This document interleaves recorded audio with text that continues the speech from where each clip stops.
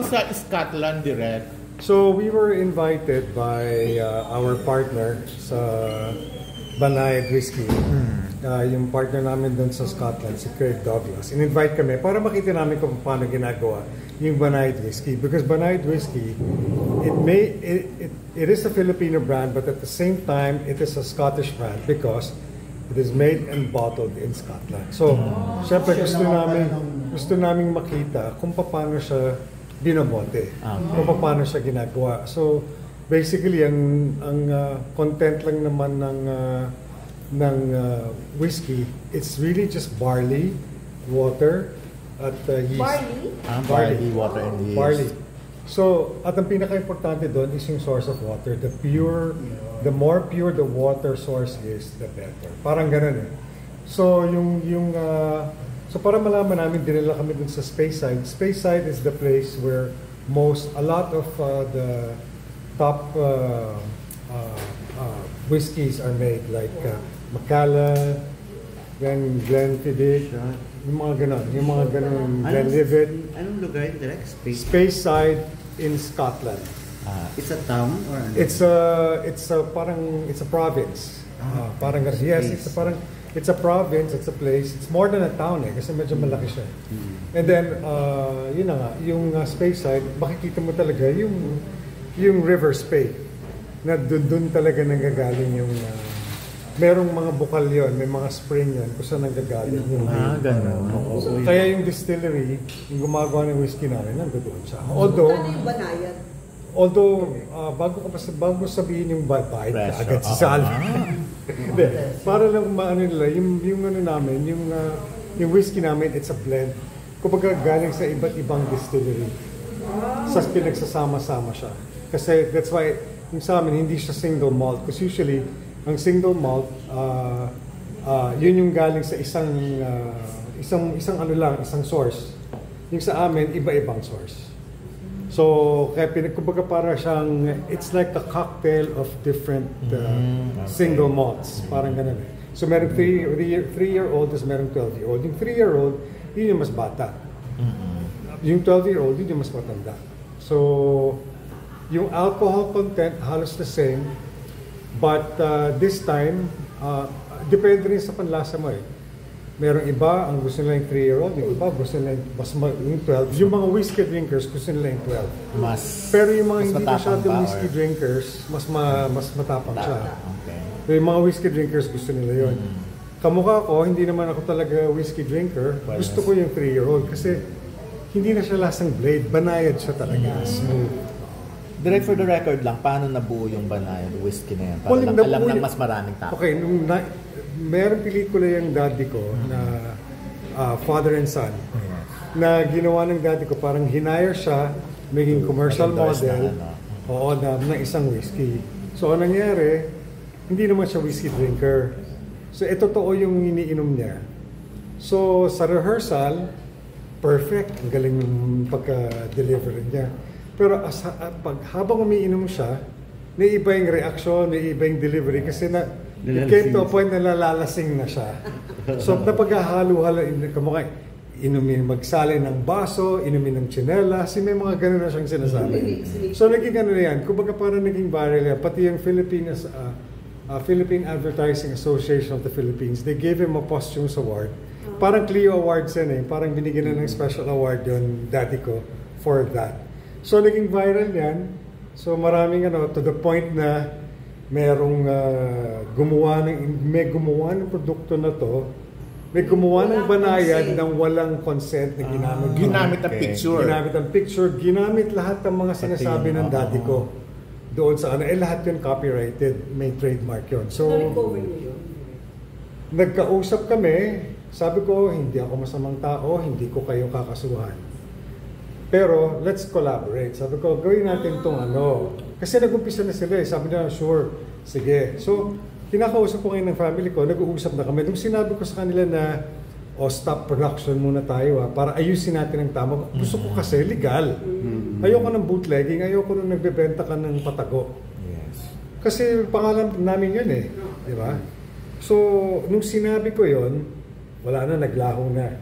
Naglaho na. Nawala Oo, sila. naglaho sila. So, pero pina-NBI namin sila. So, medyo alam na namin ng operation sila. So, anytime, tinitingnan na lang namin kung nagbebenta pa rin sila eh. Medyo patago na sila eh. Pero somehow sa Facebook, pagka kinlik mo yung site nila, marami silang followers eh, parang 132,000 eh. Pag kinlik mo yung ano nila, hindi na nila pinapakita yung picture ng dati ko, pero Banayad Whiskey pa rin ang pangalan.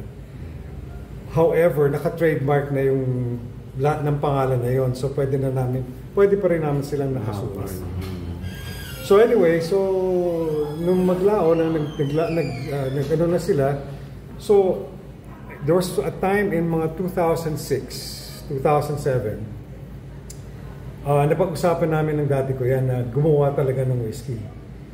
Kaya lang, nung nakipag-usap na ako sa isang distillery dito sa Pilipinas, sikat na distillery to, I won't mention na lang the name. Nung pinag-usapan namin yon, sabi na, they were very interested in doing it. Pero anong nangyari, nagkasakit na yung daddy ko. So kumbaga parang hindi na namin tinuloy. Hindi na namin tinuloy. Hanggang nangyari nga itong nag-bootleg, hanggang sa naisipan namin na talagang nagtago sila. It just so happens itong si Boy 2, dahil nga si Boy 2 he's part of Tipsy Pigs. So may mga contact siya. Na-meet niya kayo yung partner namin, si Kaloy at Leon, na in the same time, gumagawa siya talaga nagsosource siya ng whiskey sa Scotland. Nag-usap sila, nagkasabihan nung nag-usap kami ngayon, nag-meeting kami. And from that time on, na-meet namin si Craig Douglas, nag-taste test kami, hanggang sa may napili kami na blend. Tapos, nung inunan siya, pinakita sa amin, sinample lang kami ng mga bote, ng mga ganyan, hanggang sa nagtuloy-tuloy na siya. So, ang packaging ng Banayad Whiskey with picture of... With picture ng daddy ko. At nag-promote pa ang AI sa Shasha sa concert ni Shasha. Yes. Tagal daw nilang sa tulong ni Epi Kison. Birthday ni Shasha bukas. Oo. Si Epi Kison, nagsayaw pa sila. Si Epi yung nag-AI doon. May to promote this, mag-AI din ba? Well, ang ginawa namin, inimbitahan kami sa Scotland. So ang ginawa namin, gumawa kami ng maraming content. So umpisahan na namin siya slowly. So yung mga content na ginawa namin sa Scotland, sino-sino kayo? Ako, si Epi, si Vandolph, si Dos. Kami yung nagpunta, kaming apat. At nakapamasyal na rin kayo sa iba't ibang lugar sa Scotland. Pati nga yung sister ko sa States, sumama. Pati mami ko sumama. So may mga ganun. Marami kami, we were 13, pati yung partners namin. So, direct balik itong liquor na ito, buong family yan na company na? No, it's a joint venture. There's a company that put it up together, and then ang mga heirs will get royalty from it. Yung mga ilan ho kayo magkakapatid? Lahat. Pag sinabi mong heirs, lahat ng heirs. For the record, hindi nagka-problema sa mga hatian, sa mana, sa pera, ever since mula ng... Alam mo, so far wala. Kasi alam naman nila na whenever we do a transaction, lahat sila nakapirma. Hindi naman ako gagalaw nang walang pirma nila, na walang consent. So lahat ng projects na pinapasukan namin, even Pidol's Bakery, lahat yan, mayroong mga SPA, may kontrata yan with the heirs. At ikaw naman yung pinagkakatiwalaan talaga nila na mag-oversee.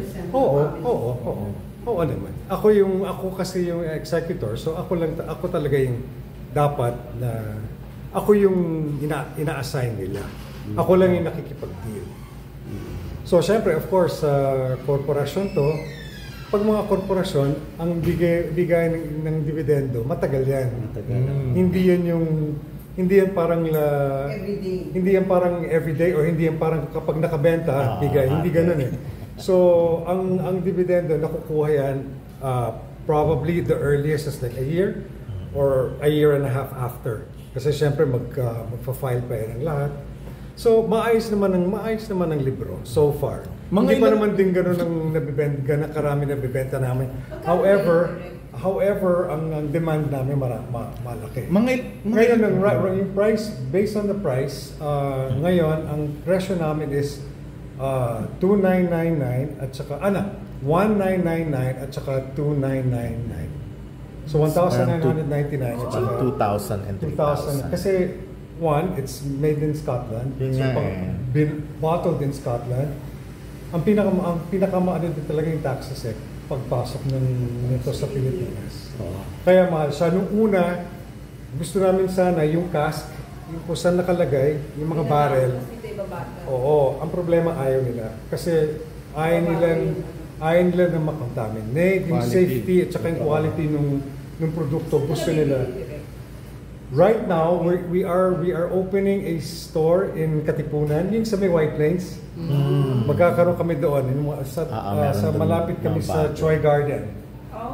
Sa tabi. So we will try to open by probably early June, and then sa Parañaque magkakaroon din kami ng parang branch where they can order. Pero may grand launch talaga yan. Pinag-iisipan na namin kung kailan. Kaya lang siyempre ang peso sa pagka may launch kasi kumbaga kasi siyempre bago pa lang siya, it's a new company, so hindi naman kami ganun kalaki. So pagka nag-launch kami, yun ang iniisip namin kasi baka masyadong mahal, so pinag-aaralan namin kung paano. We might have a bar tour or we might have like a one grand launch, so we'll see. Mga ilan lahat yung naghahati-hati sa dividendo? Sa heirs? sa We're 19. heirs. 11 siya. Pero yung 11 ngayon, dahil 4 sa kanila namatay na, yung mga anak, yung mga heirs nila. But the share is between 19 people. Direk, kumusta na yung tatapos na ninyo yung Jackson 5?